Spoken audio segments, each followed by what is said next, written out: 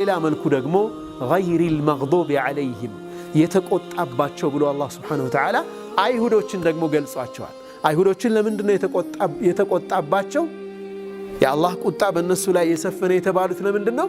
እያወቁ የሚያጠፉ በመሆናቸው ክፉነት ልባቸው ላይ በመንጸባረቁ ምክንያት አላህ ሱብሓነሁ ወተዓላ የሱ ቁጣ የወረደባቸው ብሏቸዋል። ገይሪል መግዱብ ዐለይሂም ከተቆጣባቸው ህዝቦች ውጪ እነማንን ነው? ሲራጠ ለዚነ አንዐምተ ዐለይሂም አንተ ውለታህን የዋልክላቸው ህዝቦች እነማናቸው? አንቢያዎች፣ ሹሃዳዎች፣ ሳሊሖች የነሱን መንገድ ምራን እንላለን። ሁሌም በሰላታችን ውስጥ በምንቀራው ቁርአን ሱረቱል ፋቲሓ ውስጥ ይህንን ነው ዱዓ የምናደርገው። እነኛ ትክክለኛ መንገድ የተመሩት ሳሊሖች፣ አንቢያዎች፣ ሸሂዶች ምንድነው መንገዳቸው?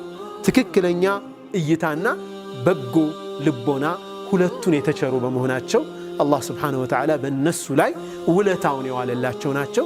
ስለዚህ አሉ ኢብኑል ቀይም ረሕመቱላህ ዐለይህ ሁለት ነገሮችን አላህ የሰጠው ሰው ትልቅ ኒዕማ ተሰጥቷል ይላሉ። ትክክለኛ አስተሳሰብ፣ በጎ ልቦና። እነዚህ ሁለቱ ጥሩ ትግበራን፣ ጥሩ አኽላቅን የሚያመጡ በመሆናቸው ማለት ነው።